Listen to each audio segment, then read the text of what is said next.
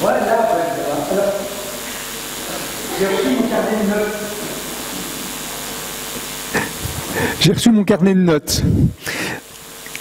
Le carnet journalier, on me l'a donné tout à l'heure, et il date de 1911. Et puis lundi, il y avait Parabole des méchants et du vigneron. Voilà. Alors je ne dis pas la note que j'ai eue. Hein. Mais bon, j'avais mis ça là.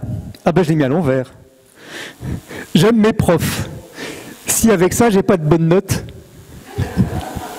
Voilà. Alors ça aussi, c'est un cartable que ma maman m'a offert. C'est toute dernière génération. Voilà. Alors je vais le mettre de côté ici.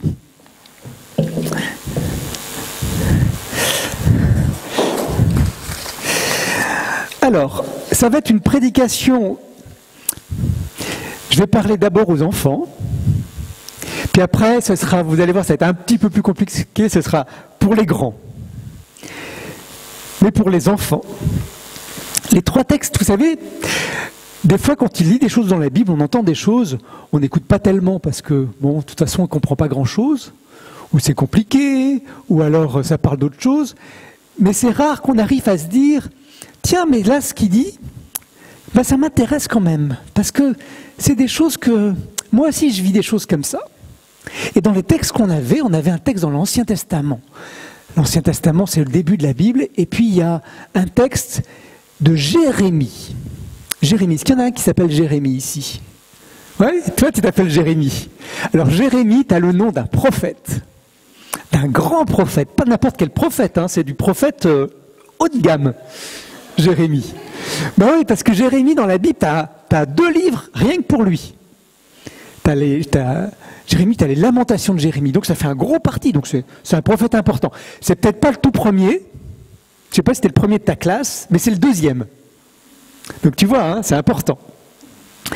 Et Jérémie, il se passe quelque chose dans le texte qu'on a lu, on se moque de lui. Il y a plein de monde qui se moque de lui. Est-ce que ça vous est déjà arrivé qu'on se moque de vous en classe? Ouais, toi, ça t'est déjà arrivé. Comment tu te sens quand on se moque de toi? Tu te sens pas bien, hein? Et est-ce que tu te rappelles pourquoi on s'est moqué de toi? Tu peux me dire? Tu te rappelles peut-être plus, hein?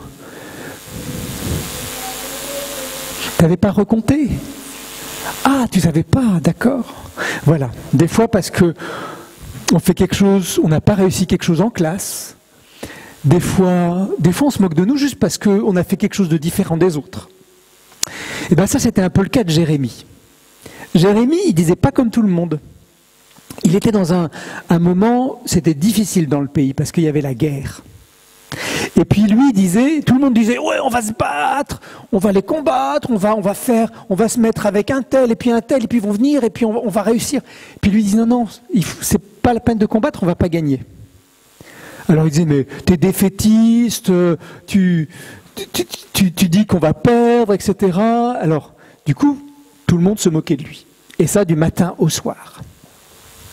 Ça, c'était dur. Et puis, Jérémie, il a fait quelque chose. C'est que quand ces moments étaient difficiles, alors souvent, quand on a eu des moments difficiles, eh ben, on aime bien en parler à papa, maman à la maison quand on rentre, aux parents. Parce qu'on leur explique. Et puis souvent, les parents, ils nous écoutent.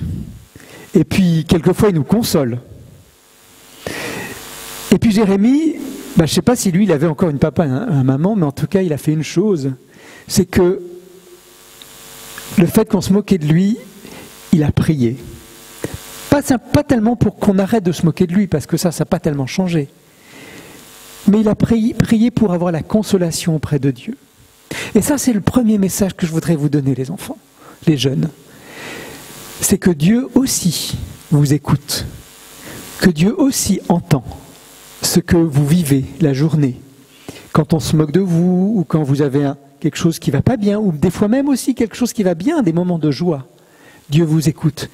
Et la prière qu'on apprend au culte de l'enfance, à l'éveil à la foi, au caté, eh bien c'est ça. C'est pouvoir dire à Dieu, qu'est-ce que j'ai fait aujourd'hui, qu'est-ce que je ressens? Et trouver auprès de lui aussi quelqu'un qui vous écoute et qui peut vous consoler. Mais il fait quelque chose de plus. il fait quelque chose de plus. Et ça, c'est le deuxième texte qu'on a lu. Dieu veut aussi nous changer. Parce que c'est vrai que des fois, on se moque de nous, parce qu'on est différent, etc. Mais des fois, on se moque de nous parce qu'on a fait quelque chose de pas bien.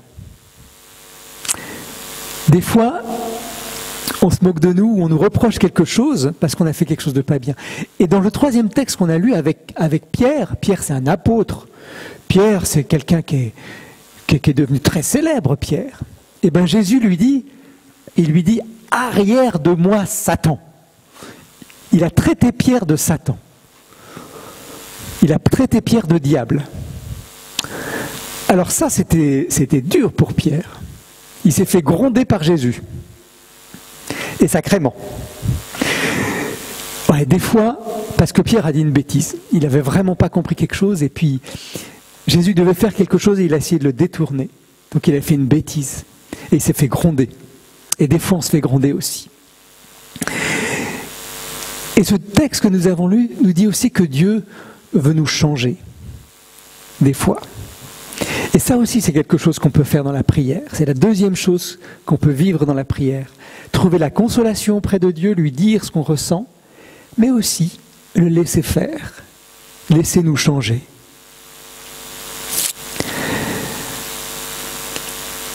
Alors, vous allez en classe.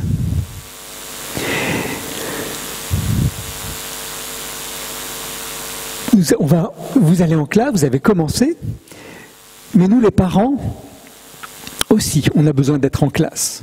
Alors vous allez être en classe à l'école, et puis peut-être aussi au culte de l'enfance, à l'éveil à la foi, tout ça, au caté.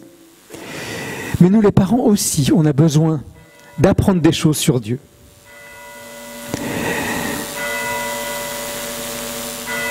Pour apprendre des choses nouvelles. Et puis, vous allez en classe, je vais attendre juste que la sonnerie s'arrête, que les cloches s'arrêtent. C'est 10 heures, donc on en a quand même quelques-uns là. 11 heures, pardon. Encore une? Non, c'est bon. Vous allez en classe et vous apprenez des nouvelles choses. Mais aussi, vous apprenez des nouvelles valeurs. Parce que quand on est enfant, eh ben, on a besoin des parents, on a besoin de plein de choses, et puis on reçoit beaucoup.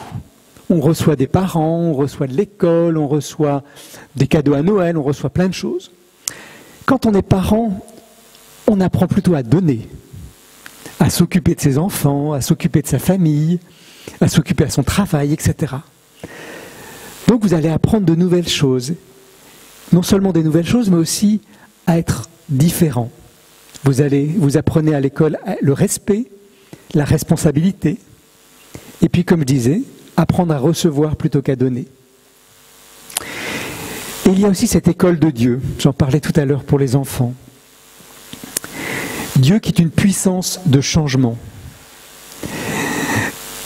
Souvent, on voit l'Église, on voit la religion, on voit Dieu comme une manière parfois de justifier ce que nous sommes. Et puis c'est vrai qu'avec la grâce, ce que nous avons appris avec Luther, la grâce, Dieu nous aime. Quelquefois nous avons tendance à dire, mais voilà, Dieu m'aime tel que je suis, et aucun changement n'est nécessaire. Mais dans les textes que nous avons vus, à la fois celui de Pierre, de Jésus qui dit à Pierre, arrière de moi Satan, celui de Romains qui nous parle de transformation, Dieu ne veut pas nous laisser tels que nous sommes. Dieu veut nous transformer. Et ça, j'ai besoin d'être à l'école de Dieu. Et c'est une vraie question. Est-ce que je suis prêt à laisser Dieu me transformer, à laisser Dieu changer des choses dans ma vie? Le texte nous parle aussi de nous donner une nouvelle intelligence. Une nouvelle intelligence. Nouvelle intelligence, c'est peut-être moins d'apprendre de nouvelles choses. Vous avez tous fait votre caté. Ou à peu près. Tu as eu des cours de rattrapage.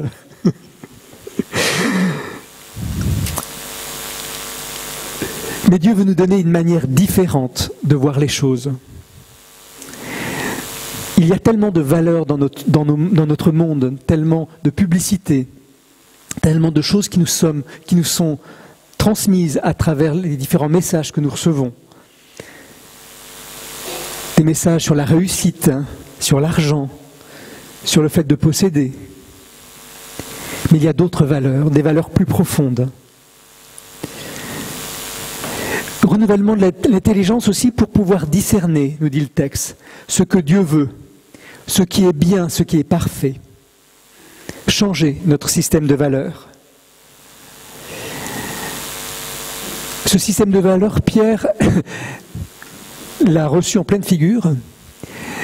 Pour lui, pour Pierre, Jésus était le Messie, celui qui allait délivrer Israël, un homme bon, un homme qu'il avait décidé de suivre. Et voilà que ce Jésus lui parle de mourir à Jérusalem, d'être mis à mort. Alors, ça, c'est pas du tout dans son système de valeurs. Comment pouvait-il agir autrement? Comment pouvait-il penser autrement? Il avait, juste avant ce texte-là, Jésus le félicite parce que il a vu en Christ, il a vu en Jésus le Christ, justement, loin de Dieu. Celui que Dieu envoyait, il l'a vu en lui. Et Jésus lui dit que c'est l'Esprit qui t'a révélé ça. Et juste après, il lui dit non, tu ne peux pas mourir, tu ne peux pas aller à la croix. Comment aurait-il pu penser autrement? Il n'y avait pas moyen. Il y a des choses qui sont bonnes, et je pense que pour Pierre, c'était bon d'essayer d'empêcher Jésus d'aller mourir. Mais il y a des choses qui sont parfaites, des choses qui nous dépassent, des choses que nous avons besoin de voir changer en nous et qui sont au-delà de ce que nous pouvons imaginer pour notre propre vie.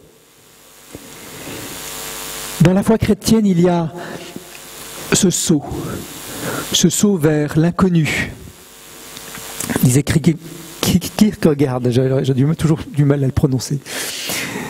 Ce saut de la foi, celui où on se jette dans le vide, celui où on dit ta volonté plutôt que la mienne, celui où on dit je te fais confiance, je te laisse faire pour ma vie,